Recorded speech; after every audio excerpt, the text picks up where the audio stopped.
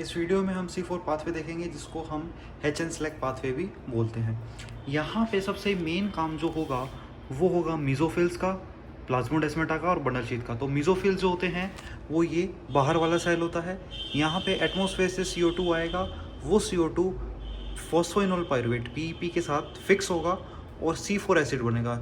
यहाँ पे पहला फिक्सेशन प्रोडक्ट C4 बनता है, इसीलिए इसको C4 पाथवे भी कहते हैं।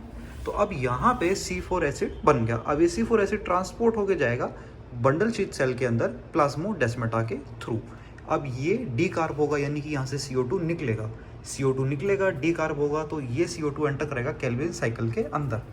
अब ये C3 एसिड बन गया। अब ये C3 एसिड वापस मीजोफिल के पास जाएगा और रीजनरेट करेगा पेप को, फॉस्फोइनोल पायरुवेट को। तो अब यहाँ पे फॉस्फोइनोल पायरुवेट का रोल आ रहा है, फिक्सेशन हो रहा है, तो इसका मतलब यहाँ पे पेपकेज एंजाइम है, बट यहाँ पे C4 से केल्विन साइकिल नहीं हो रही है, तो यहाँ पे रूबिस्को एंजाइम नहीं होगा।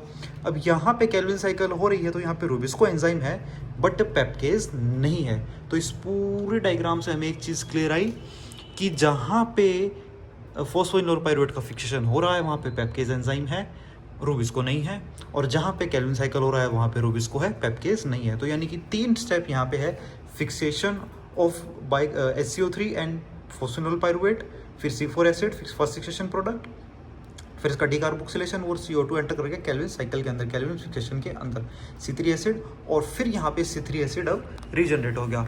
सबसे पहला स्टेप मीजोफिल सेल्स के अंदर हुआ जहाँ पे एटमॉस्फेयर से CO2 आया, प्लाज्मोडेस्माटा के कनेक्शंस के थ्रू होता हुआ बंडल शीथ सेल तक पहुंचा। Please subscribe my channel and for more such videos आप मुझे कमेंट कीजिए ताकि मैं आपको टॉपिक वाइज वीडियोस भी दे पाऊँ।